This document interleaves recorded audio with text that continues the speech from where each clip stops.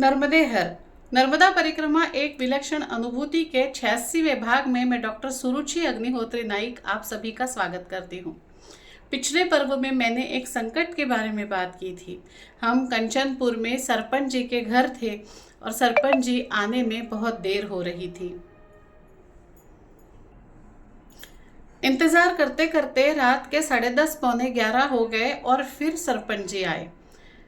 वहाँ पे लाइट चली गई थी, लेकिन हमारे लिए ये एक बहुत अच्छी बात हुई। ऐसा मैं क्यों बोल रही हूँ बताती हूँ। मैंने कहा था सरपंच जी आए, वो एक संकट लेके आए।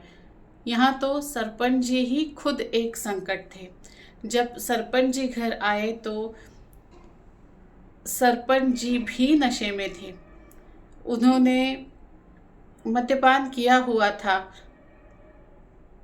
और जैसे ही वो अंदर आए और उन्हें पता चला कि परिक्रमावासी माता जी और बाबा जी ऐसे दो लोग उनके यहाँ आए हैं, बाबा जी को बिल्कुल कोना करते हुए, बाबा जी से बिल्कुल बात ना करते हुए वो सीधा मेरे सामने आके बैठे और कहने लगे, माता जी हमें आपसे बात करनी है।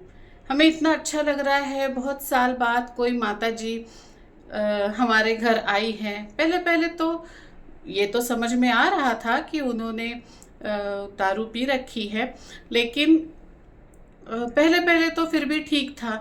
लेकिन 10 मिनट हुए, 15 मिनट हुए, 20 मिनट हुए, सरपंच जी उठने का नाम ही नहीं ले रहे थे। अब 11 बज चुके, 11:15 बज चुके और उन्हें और किसी से बात नहीं करनी थी। उन्हें सिर्फ मुझसे ही बात करनी थी। बात तो कुछ अलग नहीं कर रहे थे। यहाँ के किस्से सुनाएंगे, वहाँ के किस्से सुनाएंगे और बार बार सुन रहे हैं ना माता जी, सुन रहे हैं ना माता जी।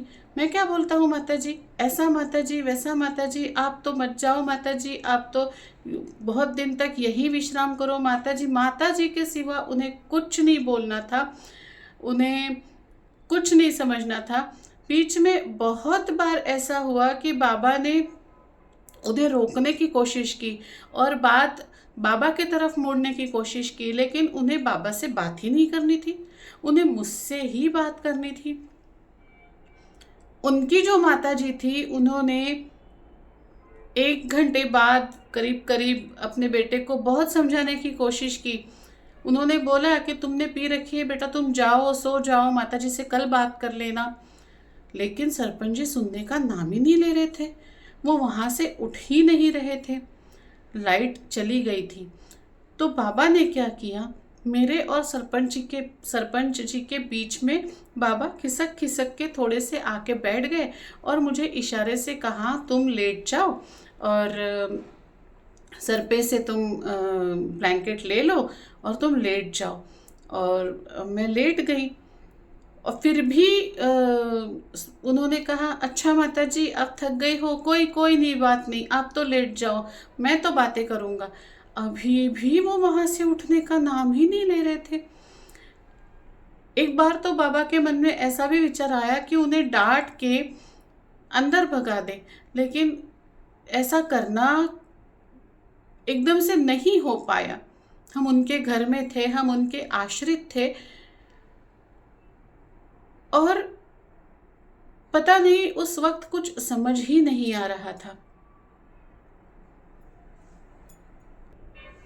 करते करते मैं और बाबा दोनों ही लेट गए और हमने उनके तरफ ध्यान देना ही बंद कर दिया। वो अकेले ही बड़बड़ाते रहे और करीब करीब 12:30-1 बजे वो थक गए और फिर अंदर चले गए। 11:15 से लेके 12:30 तक का समय ऐसे गया कि हम समझ ही नहीं पा रहे थे कि सरपंच जी के मन में चल क्या रहा है।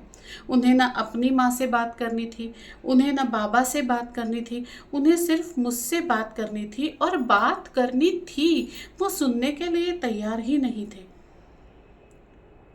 हमें तो अब भी इस चीज़ का विश्वास नहीं था कि वो अंदर जाके सो जाएंगे। कहीं कुछ खुट सी आवाज़ आती तो लगता कि वो बाहर आ गए हैं। उस दिन की, उस रात की नींद तो हो ही नहीं पाई। और हमें वहाँ से जितने जल्दी हो सके निकल के जाना था। बीच में तो बाबा जी को टालने के लिए, सरपंच जी को टालने के लिए हम जरा घूम के आते हैं, जरा चक्कर लगा के आते हैं, ये भी सोच रहे थे। तो सरपंच जी ने बाबा से कहा, हाँ मैं भी चलता हूँ आपके साथ चक्कर लगाने। अब क्या ही करें समझ में नहीं आ रहा था। जब सरपंच जी चले गए तो बाबा ने बोला, अपना फ़ोन वाइब्रेट मोड पे डालो और सुबह 4 बजे का अलार्म लगाओ। हम 4 बजे उठेंगे और चुपचाप यहाँ से निकल जाएंगे, आगे कहीं जाके बैठ जाएंगे। लेकिन अब यहाँ ज़्यादा समय तक रुकना, हमें सरपंच जी से सुबह उठ के बात नहीं करनी थी। जैसे तय हुआ था, हम सुबह 4 बजे उठे। 4 बजे उठे, वॉशरूम वगैरह वही के वही था, तो वो हम फ्रेश होके आए और अपना सामान वामान सब बांध लिया। 4:30 के करीब करीब हमने सोचा कि हम अब यहाँ से निकलेंगे। अभी भी थोड़ा अंधेरा, अभी भी अंधेरा ही था, थोड़ा क्या काफ़ी अंधेरा था, लेकिन हमें सरपंच जी के उठने से पहले वहाँ से निकलना था। हम गेट के पास आए और एक और बड़ा संकट, गेट को ताला था। अब अंधेरे में वहीं पे कहीं मोबाइल का टॉर्च धीरे धीरे लगा के हम चाबी ढूंढने लगे। चाबी ढूंढने लगे तो माताजी ने आवाज़ लगाई, चाबी मेरे पास है, तुमको जाना है क्या? हमने कहा, हाँ माताजी अब चलेंगे। माताजी ने कहा, दिन तो फटने दो। हम कहने लगे, माताजी थोड़ा जल्दी चलेंगे तो अच्छा हो जाएगा, आगे का रास्ता कैसा है क्या है पता नहीं, हम थोड़ा आगे जाना चाहते हैं। माताजी ने कहा, मुझे पता है आप क्यों आगे जा रहे हो, आपको मेरे बेटे से मिलना नहीं है ना। अब हम क्या कहें। हमने कहा, माताजी कोई बात नहीं, हम आपके यहाँ आए, आपने हमारी अच्छी सेवा की, अब हमें आज्ञा दीजिए। वो बूढ़ी माँ लगभग रोने को आ गई, कहने लगी, मेरा बेटा वैसा नहीं है, वो उसने तो शराब पी रखी थी इसलिए वो ऐसी बातें कर रहा था, वो बहुत अच्छा है, आप उसको बुरा मत समझो। वो एक माँ थी, वो हमें ये जताना चाह रही थी कि मेरा बेटा बुरा नहीं है। वो चाह रही थी कि परिक्रमावासी उनके बेटे को शाप न दे। वो बार बार कह रही थी, मैं उसे जगा देती हूँ लेकिन उससे मिले बगैर मत जाइएगा, वो ऐसा नहीं है, मेरे यहाँ से परिक्रमावासी रूठ के नहीं जा सकते, मैं ऐसा नहीं होने दूंगी, मैं नहीं दूंगी आपको चाबी, आपको रुकना पड़ेगा। एक तरफ उस बूढ़ी माँ का दिल था और दूसरी तरफ वो सरपंच जी थे। हमें रुकना ही पड़ा। हम रुके और जल्दी ही सरपंच जी बाहर आए। बाहर आए तो नजरें झुकी हुई थी। वो गर्दन ऊपर करके बात नहीं कर रहे थे, वो बस इतना कह रहे थे, मैया जी मैं होश में नहीं था, मुझे नहीं पता मैया जी, मैंने कुछ गलत बोला आपको, मैया जी मैंने कुछ गलत किया, मैया जी मुझे माफ़ कर दो, मैया जी मैं होश में ही नहीं था, मैया जी आप चाय पी के जाओ। अब और एक संकट था, ये ऐसा कि मना भी कर सकते हैं और नहीं भी कर सकते हैं, ये हमारे ऊपर था। लेकिन परिस्थिति ऐसी थी, हम उन्हें शर्मिंदा भी नहीं करना चाहते थे और जताना भी नहीं चाहते थे। अंत में उन्होंने बोला, माता जी अगर आप चाय पी के नहीं जाएंगे तो मुझे लगेगा आपने मुझे माफ़ नहीं किया। हम उनका दिल भी नहीं तोड़ना चाहते थे। उनकी पत्नी ने चाय बना के लाई, हमने चाय पी और करीब करीब 10-15 मिनट का समय होगा। न मैं कुछ बोल रही थी, न बाबा, न सरपंच जी, न उनकी माता जी और न ही उनकी पत्नी जी। बिल्कुल पिन ड्रॉप साइलेंस। हमने चाय खत्म की। बाबा ने उनके सर पे हाथ रखा और कहा, शराब मत पिया करो सरपंच जी, बुरी होती है। उन्होंने मेरे पैर छुए, बाबा के पैर छुए और कहा, बाबा जी माफ कर दीजिए। और वहीं पे उस घटना को वहीं पे छोड़कर हम वहां से आगे निकले। कभी एकदम से काम करते करते कमर में दर्द हो उठता है और वो दर्द पीठ से लेके नीचे पैर तक जाता है। आगे झुकना मुश्किल होता है, कभी तो उठने बैठने पर भी दर्द होता है। ऐसा लगता है कि मानो एक इलेक्ट्रिक शॉक की लहर पैर से, कमर से दौड़ रही है। ये कभी एक बाजू में होता है तो कभी दूसरे, कभी लेफ्ट में होता है तो कभी राइट में, और पता ही नहीं चलता कि दर्द एग्जैक्टली कहाँ हो रहा है। ये ऊपरोनी दर्द नहीं है, ये है साइटिका का दर्द। आप ऐसे दर्द में बाम लगाते हो, आप ऐसे दर्द में पेन किलर्स लेते हो, लेकिन ये परमानेंट उपाय नहीं है। कई बार ऐसे लगता है कि किसी ने दोनों तरफ से पकड़ के इस नस को खींच के रखा है।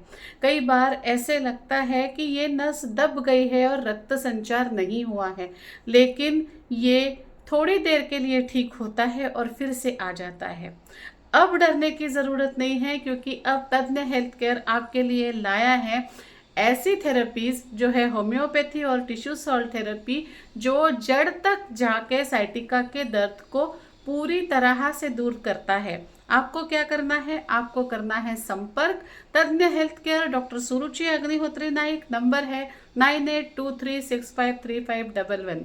संपर्क कीजिए, ट्रीटमेंट लीजिए और साइटिका को हमेशा के लिए दूर कीजिए। धन्यवाद। यहाँ से हम आगे गए शिवाला घाट।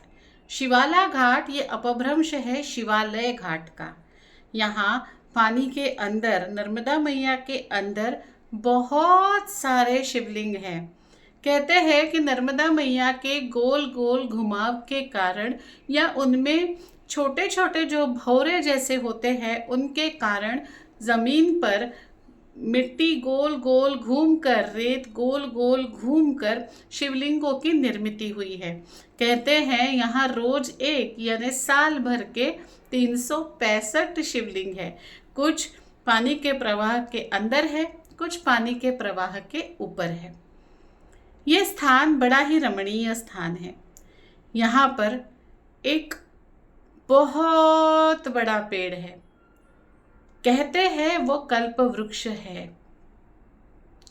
वैसे मुझे नहीं पता था कि वो कल्प वृक्ष है।